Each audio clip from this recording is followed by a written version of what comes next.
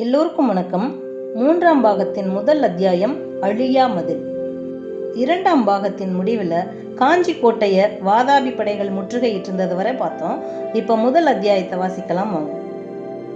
வாதாபி சக்கரவர்த்தி புலிகேசியின் படைகள் மகேந்திர பல்லவரின் காலத்தில் காஞ்சி கோட்டையை முற்றுகையிட்டது தென்னாட்டின் சரித்திரத்தில் பிரசித்தி பெற்ற சம்பவம்.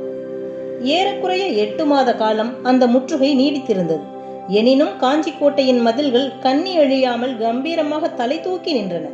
வாதாபி படையைச் சேர்ந்த வீரன் ஒருவன் கூட காஞ்சி கோட்டைக்குள்ளே கால் வைக்கவும் முடியவில்லை. வாதாபி வீரர்கள் காஞ்சி கோட்டையை சூழ்ந்து கொண்டவுடன் வைஜெயந்தி பட்டணத்தில் செய்தது போலவே ஒரே மூர்க்கமாய் கோட்டையை தாக்கி கைப்பற்ற எத்தனித்தார்கள். காலாட்படையைச் சேர்ந்த கணக்கற்ற வீரர்கள் ஏக காலத்தில் கோட்டையின் நாற்புறத்திலும் அகழிகளை நீந்தி கடக்க முயன்றார்கள். கோட்டை மதில்களின் மேல் மறைவான இடங்களில் இருந்து மழை போல் பொழிந்த அம்புகளும் அகழியில் இருந்த முதலைகளும் அவ்வீரர்களை எல்லாம் யமலோகத்துக்கு அனுப்பின. தப்பி தவறி கரையேறிய வீரர்கள் கோட்டை மதிலோரமாக கண்ணுக்கு தெரியாமல் அமைந்திருந்த பொறிகளில் அகப்பட்டு திண்டாடினார்கள். ஆங்காங்கு அகழிகளில் இறங்கிய யானைகளுக்கும் அகழியில் இருந்த முதலைகளுக்கும் பயங்கரமான போராட்டம் நடந்ததில் அகழியில் நிறைந்திருந்த தண்ணீர் எல்லாம் செந்நீராக மாறியது. முதல் முயற்சியில் தோற்ற பிறகு கோட்டை வாசல்களுக்கு எதிரே அகழியை தூர்த்து கோட்டை கதவுகள் மேல் யானைகளை மோதச் செய்ய முயன்றார்கள். காஞ்சியை சுற்றி இருந்த பெரிய பெரிய விருட்சங்களை எல்லாம் மத்த கஜங்கள் வேரோடு பெயர்த்து கொண்டு வந்து அகழியில் போட்டு தூர்த்தன. ஆனால் இந்த வேலை அவ்வளவு எளிதாக நடக்கவில்லை. கோட்டை வாசலின் மேல் மாடங்களில் மறைவான இடங்களிலிருந்து பல்லவ வீரர்கள் வேகமாய் எறிந்த வேல்கள் யானைகளின் கண்களிலும் மற்றும் உள்ள மர்மஸ்தானங்களிலும் தாக்க அவை வீறிட்டு கொண்டு திரும்பியோடி சலுக்கர் படைகளுக்கு சேதமுண்டாக்கின.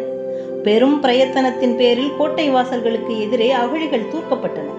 யானைகள் கோட்டை கதவுகளை முட்டிய போது வெளிக்கதவுகள் தகர்ந்தன. ஆனால் வெளிக்கதவுகளுக்கு உள்ளே எதிர்பாராத அதிசயம் யானைகளுக்கு காத்திருந்தது. புதிதாய் அமைக்கப்பட்டிருந்த உட்கதவுகள் இந்த வேல்முனைக்கான வேல்முனைகள் பொருத்தப்பட்டிருந்த யானைகள் பயங்கரமாக பிளறி கொண்டு திரும்பி தங்களுக்கு பின்னால் இருந்த காலாட்படை வீரர்களை எல்லாம் துவம்சம் செய்து கொண்டு ஓடின. பெரிய பெரிய மரக்கட்டைகளை கொண்டு வந்து அந்த வேல்முனை பொருந்திய கதவுகளையும் தகர்த்தார்கள். அப்படி தகர்த்து விட்டு பார்த்தால் அக்கதவுகளுக்கு பின்னால் கோட்டை வாசலை அடியோடு அடைத்து கொண்டு கருங்கல்லாலும் சுண்ணாம்பாலும் கட்டப்பட்ட கெட்டி சுவர் காணப்பட்டது.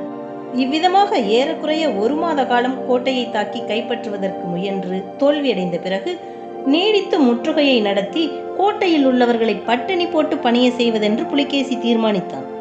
வாதாபி படைகள் காஞ்சியை சுற்றிலும் நெடுந்தூரம் வரை கூடாரம் அடித்துக் கொண்டு தண்டு இறங்கின. முற்றுகையை ஆரம்பித்து 6 மாத காலம் ஆன போது கோட்டைக்குள் இருப்பவர்களுக்கு ஆபத்து நேரிடும் என்று புலிகேசி எதிர்பார்த்தானோ அந்த ஆபத்து வாதாபி படைகளுக்கே நேரலாயிற்று. அதாவது உணவு பஞ்சம் நேர்ந்தது. லட்சக்கணக்கான வீரர்களும் ஆயிரக்கணக்கான போர் யானைகளும் வண்டி இழுக்கும் மாடுகளும் ஒரே இடத்தில் இருந்து கொண்டு எவ்வளவு காலத்துக்கு உணவு பெற முடியும்? வடபெண்ணை கரையிலிருந்து காஞ்சி வரையில் உள்ள வழியில் புலிகேசியின் படைகளுக்கு யாதொரு உணவுப் பொருள்களும் கிடைக்கவில்லை. ஏனெனில் வடபெண்ணையிலிருந்து மெல்ல மெல்ல பின்வாங்கி வந்த பல்லவ சைன்யம் வாதாபி படைக்கு உணவுப் பொருள் ஒன்றும் கிடைக்காதபடி நன்றாய் துடைத்து விட்டிருந்தது. அவ்வாறே காஞ்சியை சுற்றிலும் நெடுந்தூரம் உள்ள கிராமங்களை எல்லாம் சூன்யமாக விட்டுவிட்டு ஜனங்கள் போய்விட்டபடியால் வாதாபி படைக்கு உணவுப் பொருள் எதுவும் கிடைக்கவில்லை. 2-3 மாத காலத்திற்குள் காஞ்சியை சுற்றியிருந்த காடுகள் தோட்டங்கள் எல்லாவற்றையும் வாதாபியின் யானைகள் அழித்து தின்றுவிட்டன. அப்புறம் அவற்றுக்கு ஆகாரம் தேடுவதற்காக அளக்காத தூரம் போக வேண்டியிருந்தது. அப்படி போனாலும் அந்த வருஷத்து கடும் கோடையில் பசுமையை கண்ணால் பார்ப்பதே அபூர்வமாயிருந்தது. இதையெல்லாம் காட்டிலும் மிக பயங்கரமான இன்னொரு அபாயமும் கோடை முற்றிய போது வாதாபி படைகளுக்கு ஏற்பட்டது. அதாவது குடி தண்ணீருக்கே பஞ்சம் உண்டாகிவிட்டது. அந்த வருஷத்தில் காஞ்சியை சுற்றிலும் 7-8 காத தூரம் பரவி இருந்த பிரதேசங்களில் சில அதிசயங்கள் நடந்து வந்தன. கார்த்திகை மார்கழியில் தண்ணீர் நிறைந்து ததும்பிக் கொண்டிருந்த பெரிய பெரிய ஏரிகள் எல்லாம் தை மாசி மாதத்தில் எப்படியோ திடீர் என்று கரை உடைத்து கொண்டு சுற்று பிரதேசங்களை வெள்ளத்தில் மூழ்கடித்தன. இது காரணமாக சித்திரை மாதத்தில் ஏரிகளில் ஒரு சொட்டு தண்ணீர் கூட இல்லை.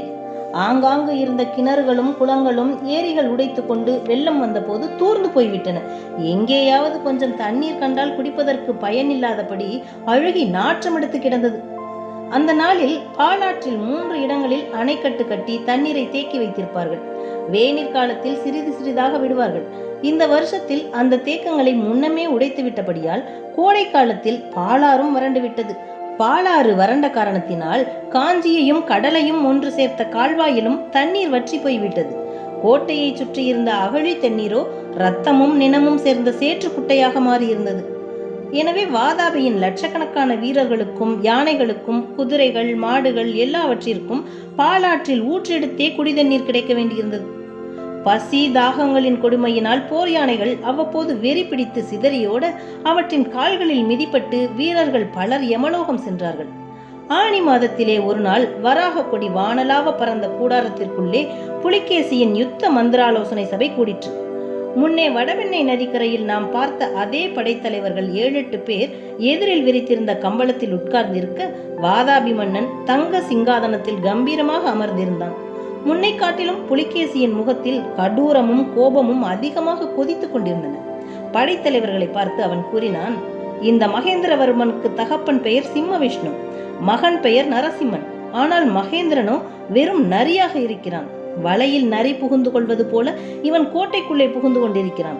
நரி வலையிலிருந்து வெளியே வரும் என்று எத்தனை நாளைக்குத்தான் காத்து கொண்டிருப்பது? உங்களில் யாருக்காவது ஏதாவது யோசனை தோன்றுகிறதா? படைத்தலைவர்கள் மௌனமாயிருந்தார்கள். ஒருவராவது வாய் திறந்து பேச துணியவில்லை.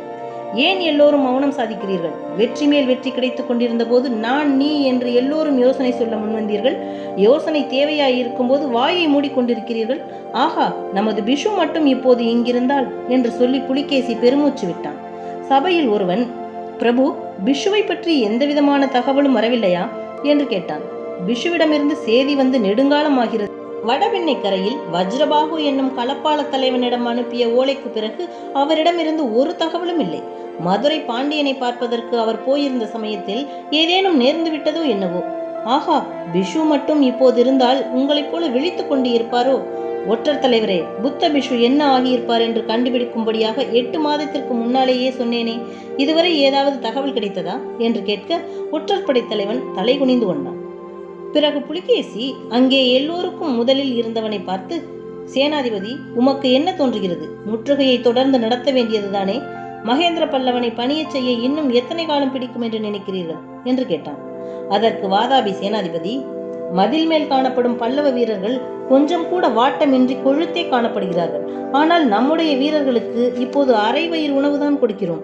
இன்னும் 1 மாதம் போனால் அதுவும் கொடுக்க முடியாது. சுற்றுப்புறத்தில் 10 காத தூரத்திற்கு ஒரு தானிய விதை கூட கிடையாது என்றார். புலிகேசியின் முகத்தில் கோபம் கொப்பளித்தது. ஆமாம் ஆமாம், எப்போது பார்த்தாலும் இந்த பஞ்சப்பாட்டு தான்.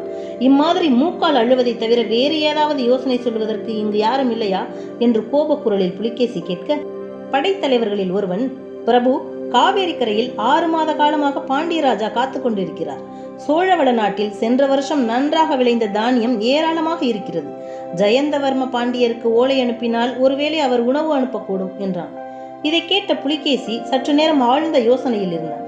பிறகு திடீரென்று துள்ளி குதித்து எழுந்து எல்லோரையும் ஒரு தடவை சுற்றி பார்த்துவிட்டு, என்ன செய்வதென்று தீர்மானித்து விட்டேன். இனிமேல் நான் இங்கேயே சும்மா உட்கார்ந்திருந்தால் எனக்கு பைத்தியமே பிடித்துவிடும். சேனாதிபதி, நீர் இங்கேயே நமது சைன்யத்தின் பெரும் பகுதியுடன் முற்றுகையை நடத்தி கொண்டிரும். 1,00,000 வீரர்களுடன் நான் தெற்கே புறப்பட்டு சென்று பாண்டிய மன்னனை நேரில் சந்தித்து விட்டு வருகிறேன். யானைப்படை என்னுடன் வரட்டும். ஆஹா, வாதாபியிலிருந்து புறப்பட்ட போது கொழு கொழுவென்றிருந்த நம் யானைகள் உணவில்லாமல் எப்படி மெலிந்து போய்விட்டன. காவேரி கரையில் நம் யானைகளுக்கு நிறைய உணவு கிடைக்கும் அல்லவா என்றான். அப்போது ஒற்றற்படை தலைவன், பிரபு, தாங்கள் அப்படியே சிறு படையுடன் போவது உசிதமா? பாண்டியனுடைய நோக்கம் எவ்விதம் இருக்குமோ என்று கூறியதற்கு புலிகேசி, பாண்டியனுடைய நோக்கம் என்னவாக இருந்தாலும் என்ன, அவன் நம்மோடு போர் செய்ய துணிய மாட்டான். அவன் மோச கருத்துள்ளவனாயிருந்தாலும் என்ன செய்துவிட முடியும்? காவேரி கரையில் ஒளிந்து கொள்வதற்கு கோட்டை ஒன்றுமில்லை. எதிரி போர்க்களத்தில் நிற்கும் வரையில் எனக்கு பயமும் இல்லை என்றான்.